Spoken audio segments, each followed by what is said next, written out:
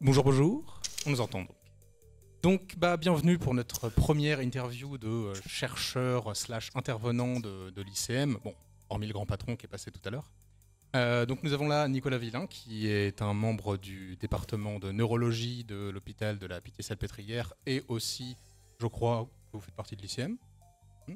Exact. Et qui est donc, en général, vos recherches se tournent vers la maladie d'Alzheimer précisément. Exactement. Mon domaine de recherche, c'est l'Alzheimer. Pas de chose très compliquée à expliquer parce que tout le monde, malheureusement, sait à peu près ce que c'est. Ouais. Commençons donc par quelque chose qui n'a rien à voir avec ça. Le jeu vidéo et vous. Le jeu vidéo et moi, ça remonte à il y a longtemps et ça s'est arrêté il y a longtemps aussi. Donc, je suis pas vraiment à la page. J'ai commencé dans les années 90 quand j'avais une dizaine d'années avec une Master System 2 oui, quand même, hein, Ça va faire plaisir à pas mal de gens. Ça vous place à peu près mon âge comme ça, avec un Alex Kidd intégré, etc.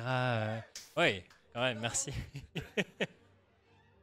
et après, bon, j'avais des peu de jeux à l'époque. Hein. Je devais avoir Sonic, je pense, les premières versions de Sonic, etc. Oui.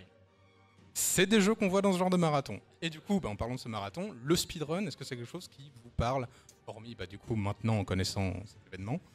Alors voilà, ça a duré à peu près 10 ans, ma période de jeu vidéo, puis ça s'est vraiment arrêté. D'accord. J'avais un potentiel addictif certain sur le jeu vidéo, donc fallait un moment que je lève le pied.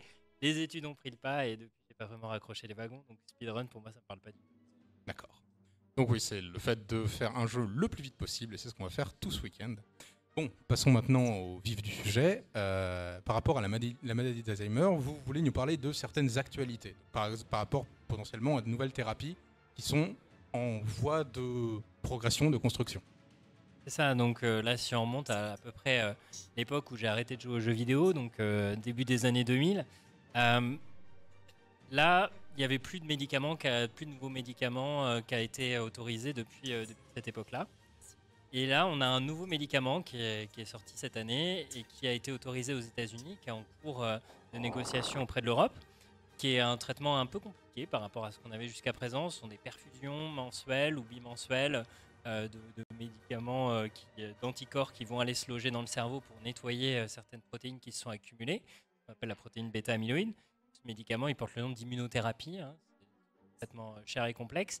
Mais on a potentiellement un espoir parce que ces immunothérapies vont cibler des causes de la maladie d'Alzheimer.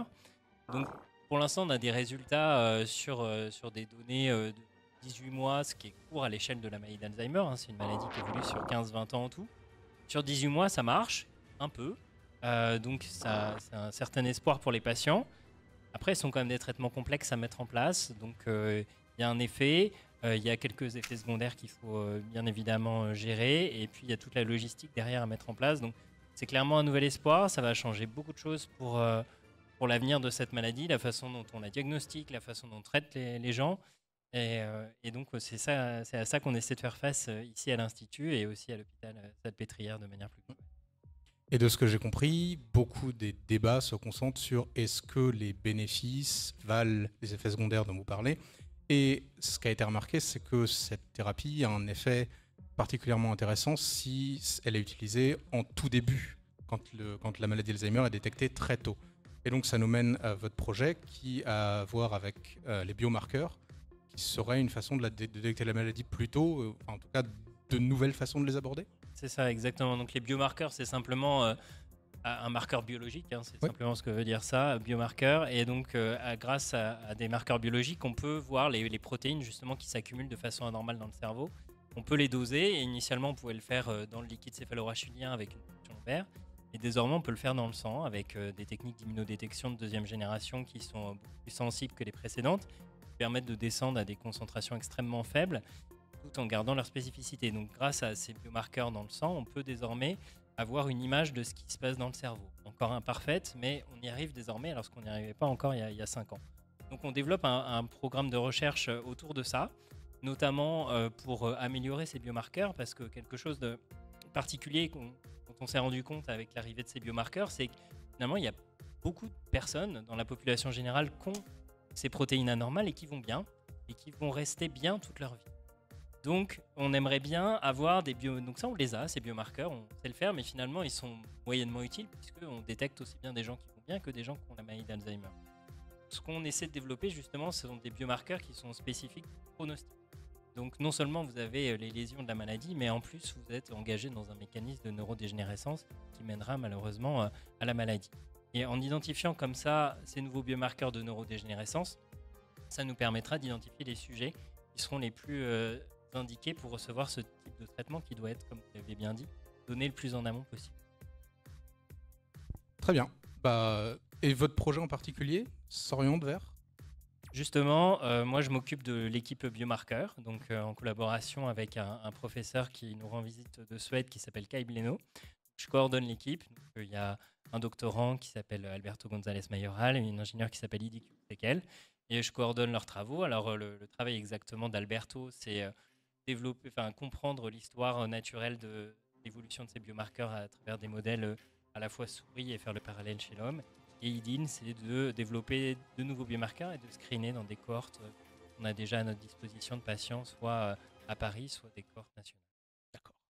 Dernière petite question, semi hors sujet, mais que j'ai remarqué justement en me renseignant, en allant voir vos recherches, etc. Vous travaillez quasiment seulement en anglais, j'ai l'impression. Je travaille beaucoup en anglais. Et effectivement, c'est la langue de la science internationale. Hein, donc, quand je vulgarise, je fais en français, mais l'anglais, c'est malheureusement, ou heureusement, un passage indispensable si on veut pouvoir communiquer à l'international et surtout être entendu et reconnu. Donc n'hésitez pas, un lycéen qui nous regarde et qui se dise l'anglais, ça me sert à rien. Moi, je fais des spé scientifiques. Non, non, non.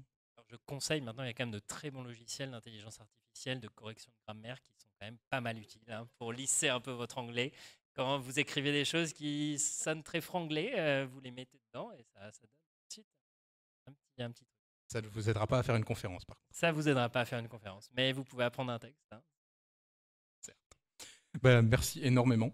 C'était à vous. très Bravo éducatif. pour ce que vous faites. Bravo à tous les participants et tous les spectateurs pour vos dons et on compte sur vous également. Et dernière chose, nous avons une petite phrase fétiche. Est-ce que vous pouvez dire à tout le chat, à tous les gens dans la pièce, de garder la pêche? Gardez la pêche. Magnifique.